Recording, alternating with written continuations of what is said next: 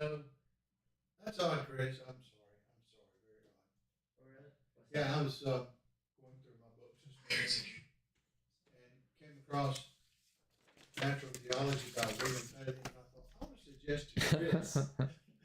Well, I thought I may make the suggestion he do a special study of that one. I'm well, not kidding. I just this morning I thought.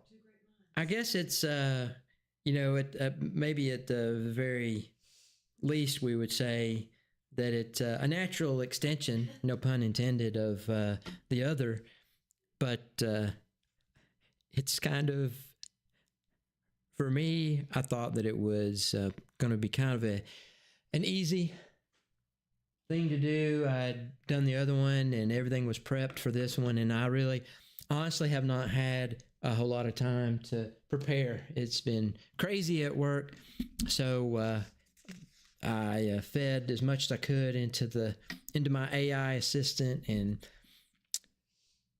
I don't know. We're going to see how well this goes tonight. I think that the last one went pretty well. I don't like I say, I know it's kind of scary, and I know that I don't much like leaning on it too much, but I think that for generating slides and that kind of stuff, it is just absolutely amazing, helping me collect my thoughts. So this study is going to be 7 sessions, we're going to say, and it's going to be based on William Paley's Natural Theology, which was written in 1802. You probably already know, some of it. You're familiar with it, right? The watchmaker, yeah. So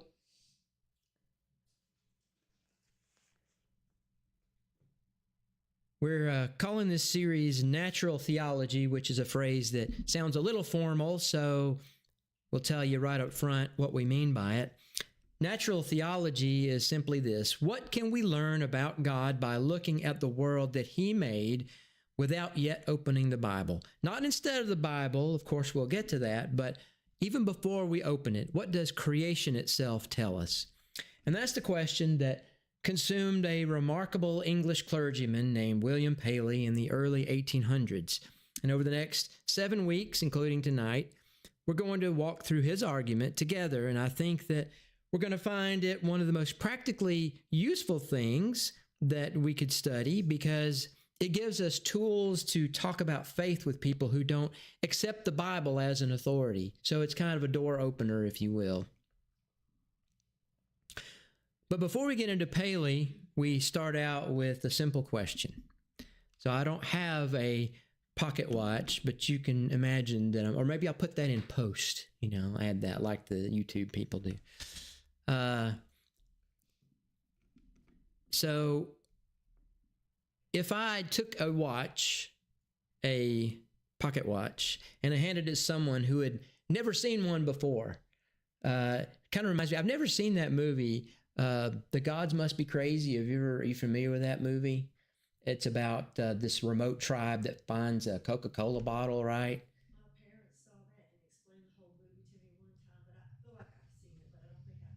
Oh, really? Was that kind of the premise, that they found that and they thought? They were enamored by it. They thought it was funny. Yeah, they loved it. I don't know if you've ever seen, they'll have every once in a while something will come across the feed, and it'll be, people that have never seen stuff before, and they'll show it. Of course, the ones that are, a lot of the ones I see are, the little English schoolboys that are eating, biscuits and gravy for the first time, and they're just, oh man, I can't believe, because all they've got to compare it to is English food. So, it's a kind of a low bar. Sorry. But anyway, but, whether it's the biscuits and gravy or a Coke bottle or a watch, a pocket watch, you hand that to somebody and you ask them, do you think that this thing was designed, or do you think it just happened by accident? And of course, what do you think they would say? Well, of course they would say design. Let's think about this. You ever see that face on Mars? You know what I'm talking about? The face that's supposedly on Mars? Well, do you think someone made that, or do you think that that's a natural outcrop? or it's a shadow and light. Well, of course, it's just a natural feature of Mars, but people see stuff like that, a natural, oh, it's some ancient culture must have made this thing, you know. So that's, again, a pretty low bar. A pocket watch, you know, I think we can all agree that a pocket watch is something that did not happen by accident. So, of course, any reasonable person would say that it was designed. No one who looked at those gears, the spring, the precisely fitted hands pointing to marks on a dial, no one would say this just assembled itself over time. The very complexity of it, the way that every part serves a clear purpose, shouts, somebody made this. And you know, I could think, and I'm going to deviate from the lesson here a bit, I would think that some people would say, yeah, but I mean, an inanimate object, you know, it's not moving. But it is moving. It's a pocket watch. There are gears that are moving in it. So you can't just argue that because something just doesn't move, that it wasn't created by someone. Anyway, these are silly arguments. These are red herring. They're, false arguments, if you will, misguided. The very complexity of it shouts, somebody made this. That instinct, that immediate common sense recognition that complex, purposeful structure requires a maker is the foundation of William Paley's entire argument. And tonight we're going to unpack exactly why that instinct is not only natural, but logically sound. So, I'm going to make this bigger for the next one. Sorry, it's kind of small.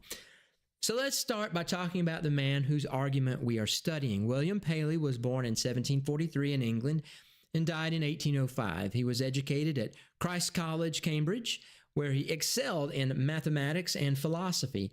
Important background because his arguments are tightly logical, not just emotional. He served as Archdeacon of Carlisle for many years, which means he was a senior churchman, a working preacher or pastor, as he would have been called, not just an ivory tower academic. He wrote 3 major works in his lifetime. The first, Principles of Moral and Political Philosophy, was a standard textbook at Cambridge for decades. The second, A View of the Evidence of Christianity, is the book that we studied in our last series. His defense of Christianity from historical evidence. And the third, this one, Natural Theology, published in 1802, just 3 years before his death, is the one we're studying now. He considered it the crown of his work. And here's a fascinating footnote that I think tells you something about the power of Paley's argument. 50 years after Natural Theology was published, a young man named Charles Darwin was studying at Cambridge, and he later recalled, I do not think I hardly ever admired a book more than Paley's Natural Theology. I could almost formerly have said it by heart. Now, Darwin would later develop the theory of natural selection, which he believed could explain biological complexity without a designer. But even Darwin, even the man who spent his life trying to explain design away, acknowledged that Paley's argument was brilliant. He didn't dismiss it. He felt he had to answer it. That tells you that this is not a naive argument.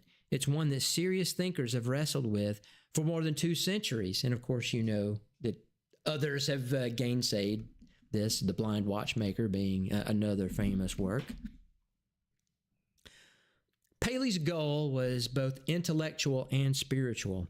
He wasn't writing just for philosophers. He was writing for ordinary people who were hearing from skeptics that belief in God was irrational, that science and reason pointed away from faith. Paley wanted to show that exactly the opposite was true, that a careful look at the natural world leads inescapably to the conclusion that there is a creator. We approach this study in the same spirit. The evidence Paley marshals is real and still compelling. We're not studying an antique curiosity. We're studying an argument that, properly understood, is still one of the most powerful tools a Christian can have. Chris, Yes, sir. Paley published that after Hume's famous works came out, or it's Hume after Paley? Good question. Seems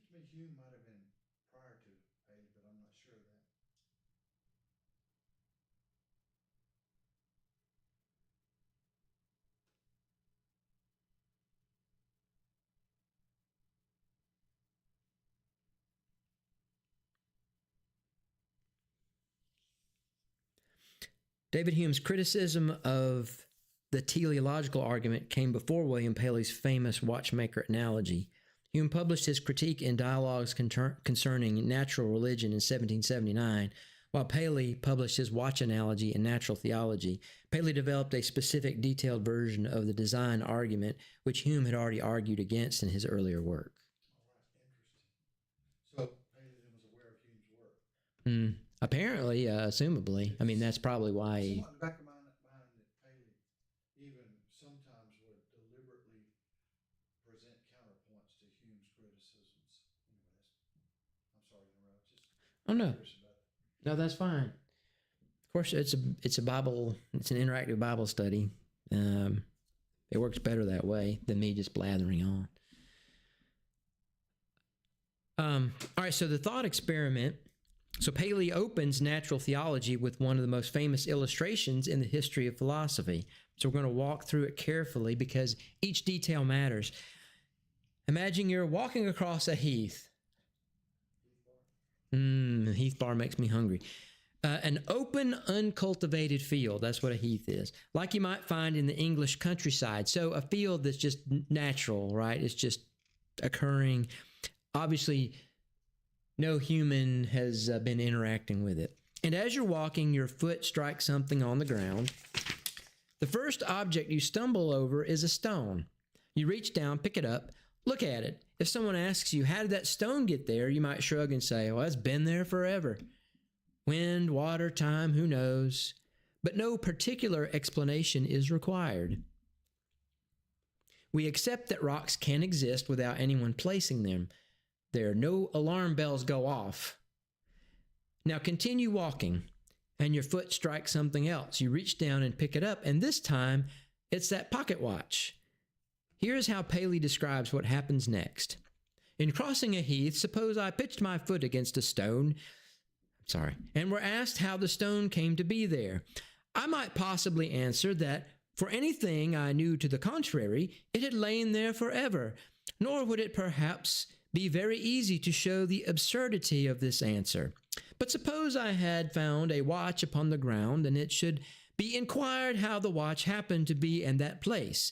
I should hardly think of the answer which I had given before, that for anything I knew, the watch might have always been there.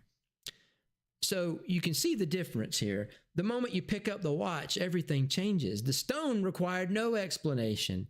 The watch demands one. Why? Well, Paley says because when you open the watch and examine it, you find something completely different from what you find in the stone. The watch has a spring. The spring is constructed so that when wound, it will uncoil gradually, releasing energy at a controlled rate. That energy drives a series of wheels, each fitted precisely to the next with interlocking teeth. Those wheels drive the hands, which rotate at calculated speeds and point to markings on a dial. Every single part of this mechanism is fitted to every other part. Every part serves a purpose. Every part is necessary to the whole. If you removed any one piece, the watch would stop working. It would stop functioning. It wouldn't do, you could remove the hands, but then it wouldn't be a watch anymore. And Paley draws the conclusion that any rational person would draw. The inference, we think, is inevitable, that the watch must have had a maker, that there must have existed at some time and at some place or other an artificer or artificers who formed it for the purpose which we find it actually to answer, who comprehended its construction and designed its use. The watch must have a maker. The inference is inevitable, not possible, not probable, but inevitable. That's a strong word, and Paley means it. He's not saying maybe there was a designer. He's saying the design is so clear, so undeniable that the alternative, that the watch assembled itself by accident, is not a serious option for a thinking person. Now, here's the move that makes this argument matter for us. Paley is not really writing about watches. He's writing about the natural world itself. His argument is when we examine living creatures, we find not merely the complexity of a watch, but a complexity that vastly exceeds anything human beings have ever built. And if the watch compels us to conclude that there was a watchmaker, then the far greater complexity of life compels us to conclude that there was a life maker, a creator. So that's the argument. Simple in structure, but profoundly powerful in execution. And the interesting thing about that is you think about more modern works, like Darwin's Black Box, and that's the name of it. Michael Behe. And you think about the fact that, these documents, these books were written far before we had the ability to peer down into the microscopic, the atomic level. I mean, there is, it may be a rock, but it's actually constructed of moving things itself. I mean, yeah, I mean, there is, and what is it that keeps all of those subatomic particles working? Well, laws, rules. So it's not just the physical matter. It's not just the tissue. I mean, it's the physical, the natural laws that accompany it. It's the very fabric of the universe that we still don't comprehend. How did that assemble itself? Anyway, I'm sure we'll make all of those arguments along the way. But for now, just think about how profound that is. And I know we have heard it so many times, but it's just inescapable. You cannot ask a person who made this and they say it just happened by chance. There's just no way that any reasonable person is going to say that. Now, you have a few nut jobs that say, well, nothing's real. I mean, that's kind of the only out that they have, right? Is, there is no spoon. You're imagining it or it's a construct. There are people that, these are people that, okay, there's a difference between, logic and, thinking too hard about something and trying to force some weird, obsequious, point of logic that doesn't actually exist. You can take an argument and you can squeeze it so hard until it just falls apart and squeezes through your fingers, I guess. But on the observation that was made, Paley said it couldn't have assembled itself by chance. Mm-hmm. That is the option, though, that the atheist takes today. He says or she says it must be chance after all. And however improbable that may seem, the alternative is unthinkable or irrational. Sure. Therefore, since it's here, it had to assemble itself by chance. Even though the odds are against it, it happens occasionally, and this is what happened in this rare instance. Well, I would argue you couldn't say it's absolutely impossible for the watch to assemble itself, or to come about, say, by an explosion in a junkyard where you have parts that all fall together. Mm-hmm. Yeah, never say never. Nothing's impossible. I mean, these are platitudes. These are, yes, it is mathematically impossible, I would argue.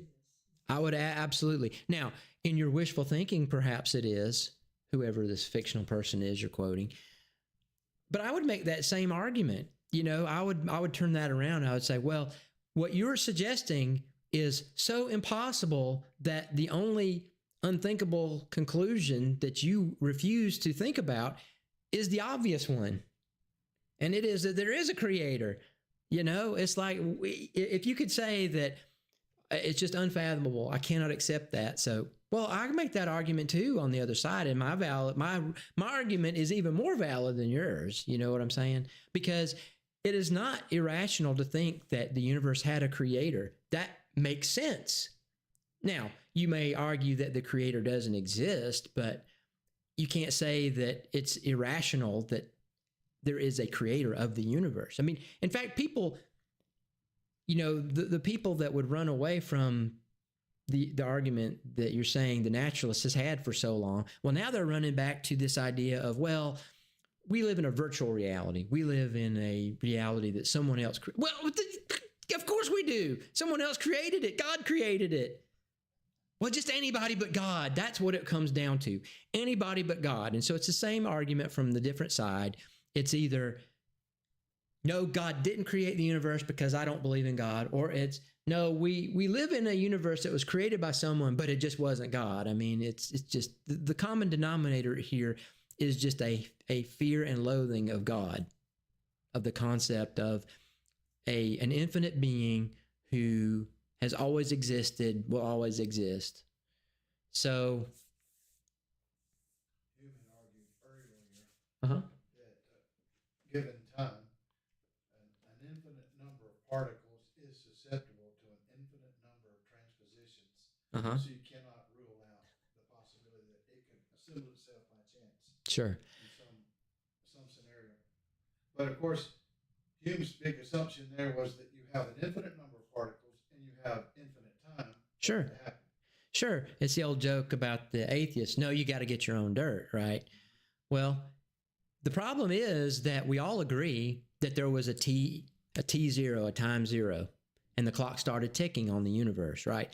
We would argue that it's much, much shorter than the atheist. But, even the atheist says, well, there's a clock that's ticking. And so all the things that happened from the thing that we all agree on, the beginning of the universe, the beginning of the physical universe, there is a clock that constrains them. And unfortunately for them, there is no mathematical formula that can make evolution make sense. There is no amount of time that you can take inanimate objects, inanimate matter, and let it sit there, or even twirl it around, expose it to ultraviolet light, whatever, radiation. There's no amount of time that will create life from non-life. And then once you've overcome that hurdle, then you have to go from single-celled organisms. And how did they exist in the conditions in which they would have to be put to be made? How do you go from that to human beings? You have to believe in a reverse entropy. And that's exactly what that is, reverse entropy. We would argue that the universe is winding down from the very moment that God created it. It's been winding down. That's what natural law tells us. That's what scientists all agree on. There is this idea of entropy, that the amount of useful energy in the universe is declining. And by now, it would have run out. If the Earth was billions of years old, if the universe was however long they say it's. Exactly. And so there was not enough time for this, ball of hot magma. Between that time and today, there was not enough time for creatures to evolve on it. And if they had, then the Earth would have long since been cold and dead. The speculation about the age of the universe, the outside figure that I've seen is 20 billion years. Uh-huh. And for the age of the Earth, about 4.5 billion, maybe 4.7. Sometimes they'll scoot it up a little. Sure. But 4.7 billion years it all had to happen. Well, actually, they would say it happened. It took many, many millions, if not billions of years for the Earth to cool down from its molten state. Exactly. Such that liquid water would be on the Earth and so on. Now they're starting to see there's a problem because they have from the beginning of liquid ocean until the time they think first life is discovered, the earliest forms, is only about 400 million years. And they're looking around everybody saying, can you accept that? And even their colleagues say, 400 million? That's not enough time to get anything started. Exactly. That's a great observation. So the point is that Philip was making, if I need to reiterate it, maybe he didn't pick up on the mic well, is that if the estimates from the naturalist, the atheist would be that the Earth is maybe 4.5, 4.7 billion years old, but when it was created naturally, they say it was a big hot flaming ball of molten rock, molten lava, and by the time it cooled and the time that the cool oceans formed, that the first celled organisms could have had any chance of surviving in, were available, there was only 400 million years left between then and now for life to get created and to evolve into human beings. And that is, they've already, you remember, who was it that wrote that book, geology book? What's it called? Lyle. Yeah, Lyle. Yeah. So you remember his work was instrumental because they, oh, no, now we got millions of years to play with. But that wasn't enough. So then they had to stretch it to billions. So now they're back to millions. So, the more that we learn, there are these lulls where science, they think they got it figured out. And then all of a sudden the tools catch up and the ability to see the actuality and not just the theoretical, the proposed, the black box that Darwin had. And it's like, oh no. See, all this you're talking about is a great comeback to what Hume argued. Mm-hmm. His assumption was, just very glibly, without even thinking it through, that you had infinite time. He just assumed the universe had always been. And we know now that even the best physicists have to admit, no, it hasn't always been. It's not that old even in comparison. No, and it's not old enough. And it would never be old enough because there is no way that life comes from non-life. It just doesn't happen. The only time we've come close has been in labs under very precise, particular circumstances. But I don't know that we've ever done anything more than create, protein or something. Amino acids, I think. Yeah, amino acids. So we certainly aren't making, Exactly. And somebody was directing, the creation of life at the very beginning. So you're back to the same argument. You come back to the same proposition every single time. There is a creator. It's just a question of who that is, right? Is it the blind watchmaker? No, of course not. Because the blind watchmaker is nature itself, which is just as inanimate as the rocks that supposedly it is creating. Okay, I get worked up. I can't. Good stuff. Well, all right. So let's look at. Oh, sorry. Here was a quote that I missed.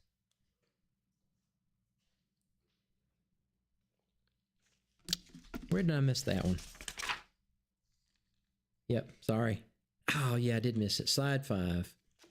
So that's the quote. I'll leave it up for a moment for you to ingest it. I read it, but would have been nice if I'd have put it up there then. All right, so let's talk about the logic of design. So let's look at the logic of Paley's argument because we want to be able to explain it clearly if it comes up in conversation. Paley identifies 3 characteristics that distinguish the watch from the stone, 3 things that force us to conclude design rather than accident. All 3 must be present together. Any one alone is not sufficient. Number 1, the parts are fitted together with precision. The teeth of one gear are cut to mesh exactly with the teeth of the next. The mainspring is made of a material with exactly the right elasticity. The lens over the dial is curved to exactly the right degree. This is not approximate. It is precise. And precision is not something you get from random processes. Random processes produce randomness. Precision requires intentionality. There's intent, right? We can see that. There is an intent to the design. We naturally understand that, I mean, can you tell the difference between an arrowhead and a rock? Now, I may not be able to now, but there are people that are experts in this, and they can tell. And what's the difference? Because an arrowhead is a rock, but it was carved with design. It has purpose. And so, again, there's an intentionality there, which leads us to the second part. Those parts serve a clear purpose. The watch is not just complex. That's not enough. It's purposefully complex. All that intricacy serves a function, telling time. The parts aren't arranged randomly. They're arranged to accomplish something. Purpose implies someone who had the purpose in mind, a mind that conceived what the end result should be and arranged the means accordingly. What about Stonehenge? Is that a natural? Just a bunch of rocks. Is that just a bunch of rocks? People study that. They make careers out of what is this for? What is it? I mean, what is the theory now? It's a time, something to tell time or some, I don't know. But again, that's not natural. I mean, you could tell, one set of vertical rocks with a rock on top of it. Okay, maybe that's weird. Maybe there was a volcanic explosion and it flung a rock over and it happened to land and not explode. But when you see a whole series of them and they're in a circle, I mean, come on. Like, obviously this has purpose. It serves something. What is it? That's the question, right? So again, these are just obvious things, obvious points. So parts are fitted together with precision. They serve a clear purpose. And if any part were different, the purpose would be defeated. If the mainspring were too weak, the watch would stop. If the gears were shaped differently, they wouldn't mesh. If the hands were the wrong length, they'd collide. The design is not merely purposeful, it's necessary. The parts are fitted together with each other and to their purpose with a precision that cannot be accidental because any accident would break it. Have you ever tried to... When I was younger, my parents, they must have gotten so aggravated with me because I took apart every single thing they gave me. I would unscrew it, I would pop it open, and I would look at it. And that was more fun to me than playing with it. I'd play with it for a while, and I'm like, this is boring. Let me see what makes it tick, right? And of course, the big question is, when I put it back together, how many screws were left, right? I can't even put together furniture without there being some screws left. But putting back something that was designed for a purpose, well, it's difficult. It's difficult to do. Even someone that is intelligent, and I'm using that word just in the general sense, even someone who is intelligent would have a hard time putting together something like that. Think about the skill that it takes to make a pocket watch. You're talking about the availability of tools. I mean, you're talking about tools that can stamp out metal. You're talking about things that can sharpen. Not just that, but you have to have the wherewithal to put those things together. There are tools to hold it in place. You have to have magnifying glasses, to see what you're doing. So again, there's a lot that goes on, not just the pocket watch, but all of the associated things that go with the watchmaker, right? And there's just no way that natural processes can do this. If they did, we'd see pocket watches just laying in the ditches, right? We'd be overflowing with pocket watches. People would be sick of pocket watches. How do I get rid of this pocket watch? They'd be calling the pocket watch remover. Who'd be coming in. Anyway, you get my point. Now hold these three criteria in your mind: precision, purpose, and necessity. Wish we could have come up with a third P word there. Anyway, we'll work on that. Precision, purpose, and necessity. Because in the sessions that follow, we're going to examine the human eye, the skeleton, the circulatory system, the animal kingdom, and the structure of the cosmos itself. And we're going to find all three of those criteria present, not in one isolated example, but everywhere we look. The natural world, Paley argues, is not just as complex as a watch, it is infinitely more complex, more precisely fitted, more purposely organized, and more interdependent than any timepiece ever built by human hands. And if the watch demands a watchmaker, then the world demands a world maker. This is what Human had just, well, actually, I think Haley knew him, if I'm not mistaken. You'll probably cover this. Human had said, we have had experience throughout history of artificers making artifacts. Mm-hmm. So, therefore, we know that a watchmaker has to be required because we've had experience of watchmakers making watches, mm-hmm. or analogously other kinds of devices made like watches by humans, mm-hmm. but we've never had experience of world makers. Mm-hmm. That's Hume's objection. So therefore, we can't project onto the world what we know from human artists. But the argument is that if you've never seen a pocket watch, you would assume that someone made it. It doesn't matter that it's a pocket watch. What matters is that it is something that stands apart from the natural world that we're used to, that we just assume comes from nothing. But that assumption is just that. It's an assumption. We're assuming that the natural world is just natural and it occurred with no intervention. We're part of that natural world. Do we assume that we came, natural? Well, no, we came from our mother and our father, who came from their parents, and so on and so forth. Okay, well, what was before that? You tell me. You want to admit that your parents might have been monkeys, or I'm sorry, but of course you kind of wonder nowadays people act like that. Well, of course, that was the big problem. He assumed that we've had experience of artificers making artifacts, Mm-hmm. and thus that's how we would identify the watch on the heath as coming from a watchmaker. But it was his point to say, even if you had never, I think Paley does mention this, doesn't he? Even if you'd never experienced watchmakers or have ever heard of making a watch or have ever seen a watch, Mm-hmm. it might take a little while to look at it. After you examine it closely and see all these parts as they work with precision, you have to conclude it didn't just come about randomly. Mm-hmm. I think it was Anthony Flew.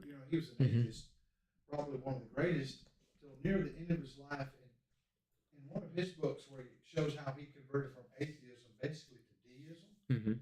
he used it. He was very, very reverential toward Paley's argument. He wanted to update. He said, "Suppose you're on a deserted island. Maybe you're a savage, never been around civilized people, Mm-hmm.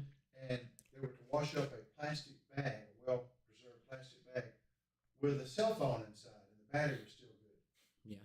And you took that out, started playing with it. There might have been a tower close enough away on another island to where you could see there were signals. You would have to do a lot of studying to figure out what it was. His mind went towards cell phones, thinking it would have to be designed, Mm-hmm. even though you'd never seen a cell phone. But it started ringing, and then you heard a voice on the other side. And, each time that happened, you would begin to infer it has a purpose. All those things, the three criteria would come to mind. Mm-hmm. Yeah. Well, I think that we're gonna.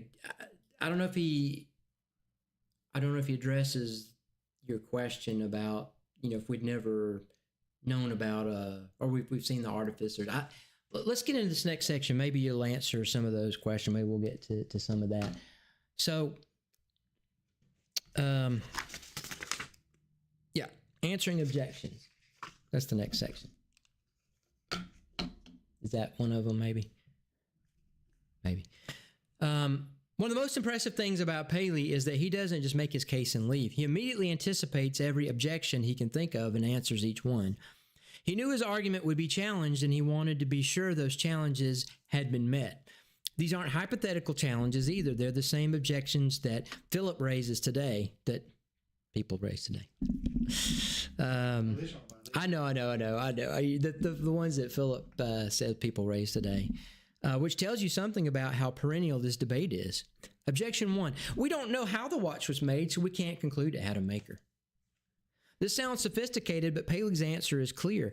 Our ignorance of the manufacturing process has no bearing on the evidence of design in the finished product.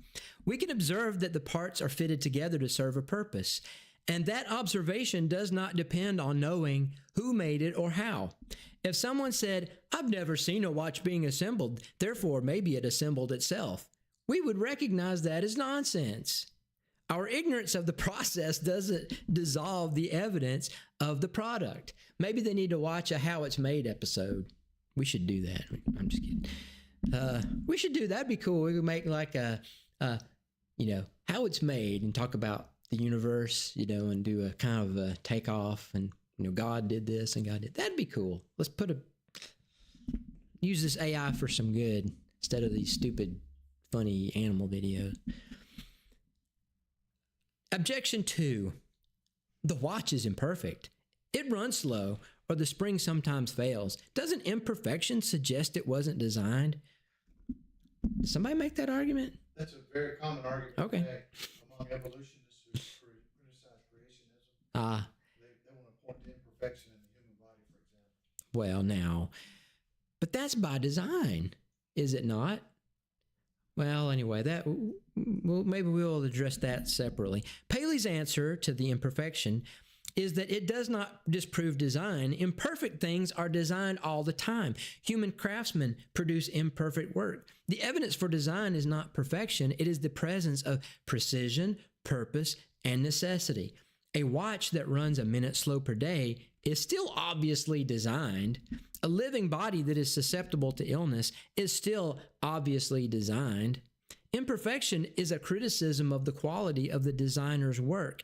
It is not evidence against the existence of a designer. And of course, we would put an asterisk next to that because we're not even criticizing God's work. I would not do that. We would say that it is by design. I mean, we brought it upon ourselves, from the fall in the garden. We were perfect. God created us perfect because he said so. Everything was perfect, right? As created. What caused it not to be perfect? It was Satan and his influence. So again, you have to watch out for those kind of arguments. I wouldn't even give that. I would, again, asterisk that. All right, so, but it's definitely not evidence against the existence of a designer just because there is something that, we're not, perfect in every way. Many times the argument today is just based on complete ignorance, and sometimes it's an antiquated objection that goes back several decades. Yeah. You'll still hear medical professionals a lot. You'll go into their office and they'll nonchalantly talk about vestigial organs, how evolution is just a leftover from evolution, like the appendix. Yeah. Well, that's absurdity because it isn't. We know now from further study that it serves extremely good purposes. Mm-hmm. You can get along without one, yes, but the appendix has a purpose. It's not a leftover. And the problem is the more they look at the so-called vestigial organs, the more they see we just didn't know what purposes they serve, but now we're seeing they most certainly do serve purposes. Sure. And not only that, but we're seeing that there are organs that we didn't even know anything about. Like the skin? Well, the skin and what is the system that it's like all the organs, they all share this kind of channel. You know what I'm talking about? We brought it up once. I remember that. Yeah. All right. I got to ask now because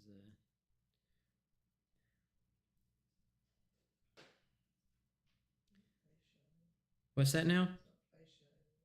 No. I'll know. It'll be obvious, and we're like, oh, of course.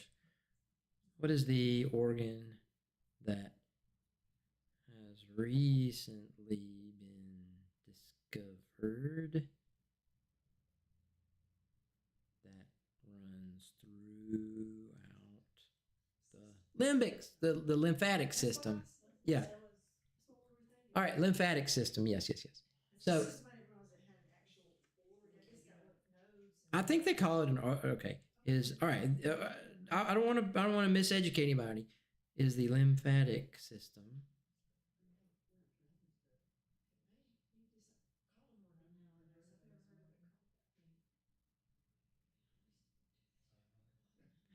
Maybe I misspoke, but I'm saying, all right. So it is considered a biological system that is comprised of several individual organs that work together to maintain fluid balance. So technically not an organ, but a collection or a system that services the organ. So excuse my misapplication of that term. But the point is that they didn't know that this existed. There was this ignorance of it until recently. So again, it goes back to this idea of the black box, right? That, there's nothing, there's just a bunch of goop. We don't know what it does, but every single thing is by design. The further down we go, the more majestic God's creation is. When you get down to the subatomic level, you see micro machines, these subatomic machines, that it takes very specialized tools for us to be able to mimic, right? So it's only now that we've advanced so far technologically that we can even see these things, see these systems, but can even, rival the making of some of these things. So it boggles the mind to think that people would dare to say that these structures are designed by nature or that they just came about randomly. All right, so objection 3, watches have always existed, so maybe the watch has no origin that needs explaining. Paley points out that even if watches had existed forever, we would still need to explain how they came to have their design. Eternity does not explain complexity. A watch that has existed for 1 billion years still has gears that mesh and a spring that drives hands, and that arrangement still requires an explanation. Pushing the origin back in time does not dissolve the design problem, it only postpones it. And objection 4, the modern one Paley didn't face, but he anticipated. Natural selection can explain apparent design without a designer. The objection came half a century after Paley, but his framework already anticipates it. Paley's argument is not that we don't know of any naturalistic process that could produce an apparent design. His argument is that even if we knew of such a process, we would still need to explain where the laws that govern that process come from, where the matter that process works on came from, so again, laws and matter, and why those laws produce life-permitting complexity rather than chaos. Natural selection, even granting everything its proponents claim for it, does not begin to address the origin of the genetic code, the origin of the first self-replicating molecule, or the fine-tuning of the fundamental constants of the universe. It operates downstream of these questions, not upstream of them. And we'll come back to this in session 5 when we look at what modern physics has confirmed about the fitness of the universe for life. For now, the takeaway is this. Paley's argument is not naive. It has been pressure tested by some of the finest minds of the last 2 centuries, and it remains standing. So let's look at some scripture connections. So before we move to application, and we might run out of time here, but maybe we'll do it close. We'll see what we can do. So let's see what Paley argues from philosophy that the Bible has been saying for millennia. Romans 1:20. For since the creation of the world, his invisible attributes are clearly seen, being understood by the things that are made, even his eternal power and Godhead, so that they are without excuse.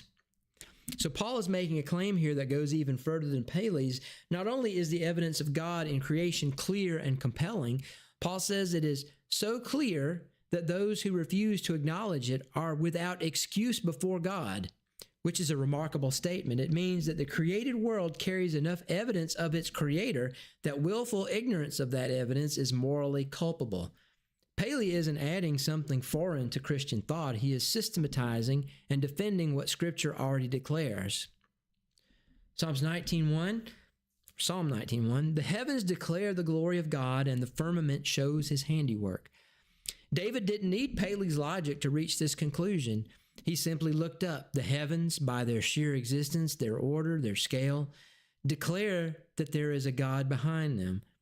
The psalmist instinctively grasped what Paley had argued systematically, and we could say, of course, in inspired fashion. But you still can't argue that existed, his, looking up and gazing at the cosmos. Hebrews 3:4.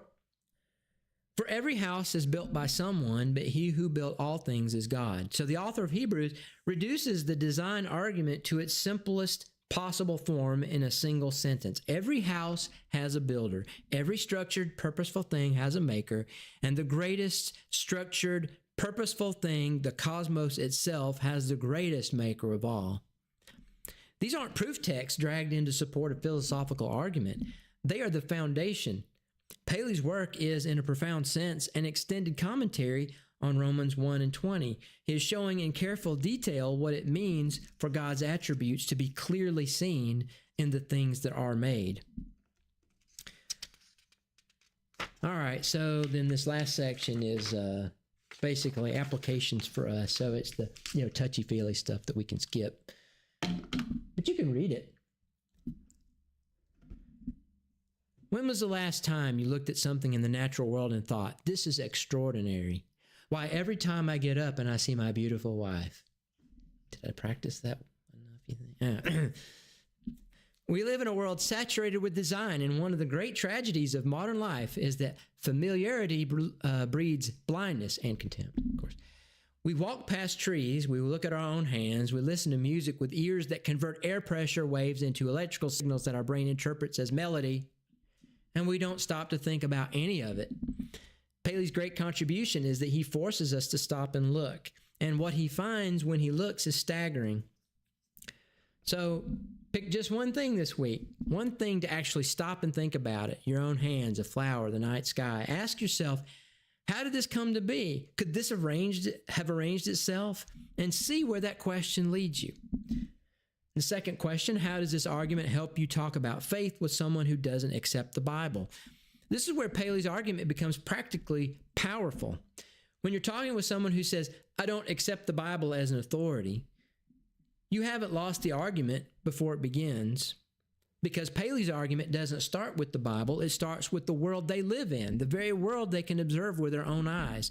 The argument from design is a bridge, not a fortress. It meets people where they are, and it walks them towards where they need to be. Chris, excuse me. Yes, sir? It's a profound point. Okay. And hotly debated in theological circles, because it says our common ground with the unbeliever is the world. We accept it. We're critical realists. We know there is an actual objective. The evolutionists, we're not talking about the nut jobs. Yeah. The critical thinkers, in the English department. We're talking about scientists, especially, and philosophers. Yeah. Today, and that's where we begin. We have a book that came out a long time ago. It was Anthony Fleur's book called The Presumption of Atheism. Yeah. He took a lot of flack. I've got that. I've read it. I was going over it again the other day. But he's basically saying that let's start with a common ground. There is a world. Now, the burden of proof is on you theists to demonstrate that what we see was made by something that's not here. The honest proof is on you. But the problem was with his title and with his book, he tried to sneak in from time to time the idea that since we know the world is here, and I don't think you've yet proven your theistic arguments, therefore I'm just an atheist. So I don't have to have any positive reasons for atheism. The world is the reason. Yeah. Of course, many people point out, you've got your categories wrong. First of all, that's agnosticism. That's not atheism. Mm-hmm. So the most you can claim is agnosticism. And secondly, you're leaping way ahead to argue, since I don't think you theists have yet demonstrated that there is a God by your arguments that you've used so far, like these classic arguments, that therefore there is no God in the world, so all there is, so I'm an atheist. That's begging the question. Maybe you just haven't looked at all the arguments that have been made. But the profound point that does matter is you start with the world. Now, you'd think everybody would agree with that. No, they don't. The Calvinists, the presuppositionalists are adamant. You have no common ground with the atheists. There is no common ground with anybody out there. Because they're You corrupt must begin or with the deviant. Bible. You start with saying the Bible is the inspired word of God. How do you know? Because I know it, because God told me so. Yeah. So that's where you start. You don't start with the world. Oh, I see. So their argument is you start with the Bible because start that's with where the the Bible. power is, and that's the only That's way. the common there, and so that's the common ground. And then when you look at them with funny eyes, you'll say there is no common ground. They'll say exactly. If you're one of the elect, I don't mean to belabor that point. That is when it comes to studying apologetics. Those are the options basically. You start with the world, or you start with the Bible. And of course, if you start with the Bible, you don't prove anything to anybody. No, of course not. The elect. but because the elect are already going to believe it. That's exactly right. You don't. Exact proof is not really proof. So the elect presupposes that you've already been primed for belief and knowledge, and so that's where the common ground comes. No, it's preposterous. It's a bunch of hoodoo. Well, anyway, get me mad. You've made me mad. I didn't used to just despise Calvinism. I didn't used to just absolutely, but now I do, and I appreciate that because I should have. I really should have. The more I think about it, the more absurd it is, and the more treacherous it is, and the more just evil, just flat out evil that it is. Because again, and I will say that it is anti-Christian. Anti-Christian. Maybe that is the Antichrist. Not a person, but anti-Christian for sure. All right, so It walks them towards where they need to be. Now, natural theology can't complete the journey, obviously. We'll talk about its limits in session 7, but it's a powerful and legitimate starting point, and it's one that Scripture itself endorses in Romans 1. And the third question, does knowing that God's existence is evident in creation change how you worship? Consider what it would mean to know, not just to feel, but to know with the kind of confidence that comes from careful reasoning that the God you worship is real, that the faith you hold is not a leap in the dark, but a step towards the light. Now, I don't know that that would, refer to any of us, but it certainly would refer to people out there who maybe think that they're worshiping correctly, right? But if they knew it and they knew it in this concrete way, how would that change things? It's the difference between a theoretical smack across the face and an actual smack across the face. I mean, that's a different thing, right? You react differently to actual real things. Even in our own brotherhood, there have been many who are of an anti-intellectual bent of mind who argue against evidences. Mm-hmm. They say it's impious, it's wrong, it's wrong-headed, and it's even morally wrong to attempt to do it. Biblically wrong, I would say. Yeah. Because you take away glory from God. And they'll say such things as the Bible never sets out to prove the existence of God. It always just assumes it, and other things like that, which ignore some of the passages you had up there just a moment ago. But this is one of the reasons why it comes from the philosophical view known as fideism, the leap in the dark syndrome. Mm-hmm. You will to believe only. And it is very subjective. And it has infected the church to the degree people just don't take the truth claims of the Bible seriously, including claims about sin and judgment and eternal punishment. Those things all hang and fall together, really. When you think about it, if they had a clear view, a solid view that God exists, that we can know God exists, and not just believe it. They want to bifurcate faith and knowledge. Mm-hmm. Then it would make a huge difference in how the brotherhood stays closer to the Word of God, faithful. We wouldn't be losing our young people as bad. But this is where we failed over the last several generations. That's not just me talking. Those are the experts' assessment of what's gone wrong. Yeah, you have to believe it. You have to know it. Exactly. And the thing is, they may think that they're being more, pious by, I don't need, evidences. But I mean, what you're doing is you being. I would be very cautious in saying something like that because Jesus himself, told Thomas, come and see this. This is evidential in nature what he was telling him to do. He didn't say just believe it, and if you can't just believe it, then I don't want anything to do with you. No, he said, please come.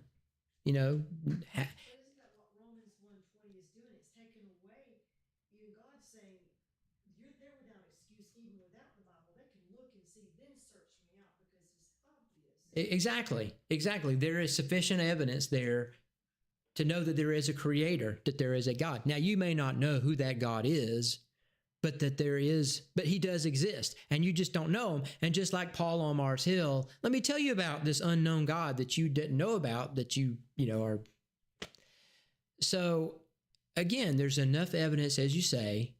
The Bible says that, and that is the crux of this argument, that there is evidence in the design, in the things that exist in this world.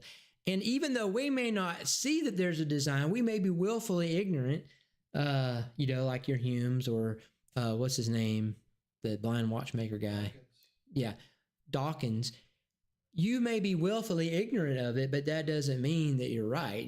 That just means that you're blinded yourself. You've blinded yourself willfully against the truth. So again,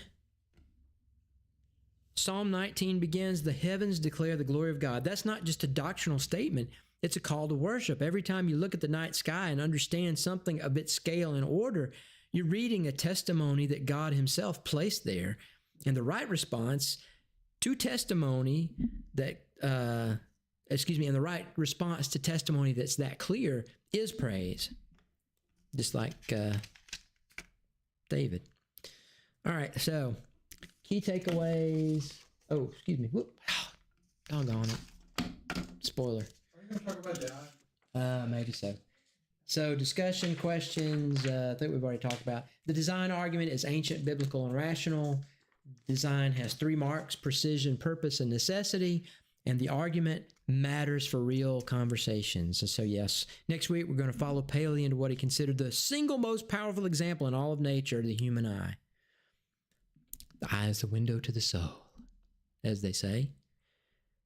He will compare it to a telescope and show in every way that matters the eye exceeds the most sophisticated optical instrument human beings have ever built. And he will make a remarkable claim that even if the human eye were the only example of design in the entire world, it alone would be sufficient to establish the existence of a creator. And we'll also look at Darwin's own uncomfortable admission about the eye. And I think you'll find it more candid than you might expect. So we'll get into that next week. Sorry to go over.